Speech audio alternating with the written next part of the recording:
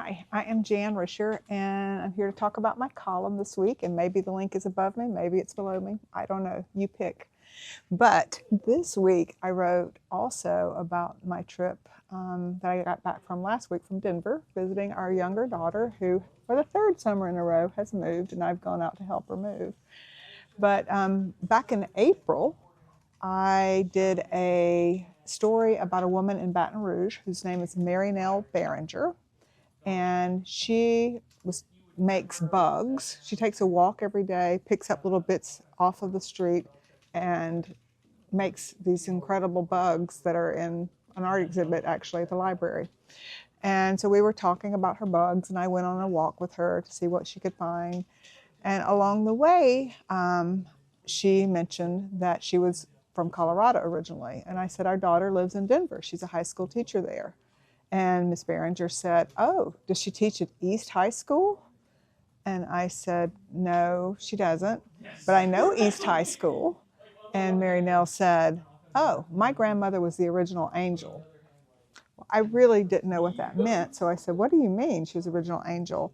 And apparently the mascot at East High School, a really large, beautiful old high school in Denver, they're the East High Angels. And the reason they're the East High Angels is in 1886, they were designing this new school building, and the architect wanted a sculpture of an angel. And they cast a broad net and invited all the young girls of Denver to come and audition to be the model for the angel.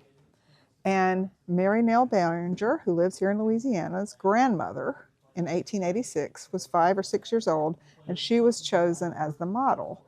And it was such a beautiful sculpture over the keystone for the school entrance that the school became the Angels.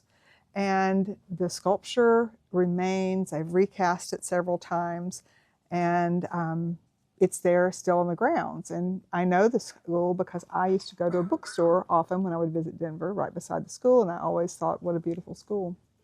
So I told my daughter, who was moving to a new place, that I was helping her move, and it turns out she moved to an apartment 1 block from East High School. So she and I went on a walk to the school, and we found the newer version of Ella Catherine Maddie was her grandmother's name, who was 5 years old in 1886. And there it was. Piper, my daughter, and I walked over to the high school 1 block from her apartment, and it was just so amazing to think, I am one person from this person who was 5 years old when Grover Cleveland was president. And it is another one of those instances that in my world just makes me feel so connected to other people, you know. I wouldn't have known it had I not met this woman in Baton Rouge who knew her grandmother well. The woman lived to be 99. She became great friends with the Roosevelts and was an advocate for children's health when that wasn't a thing.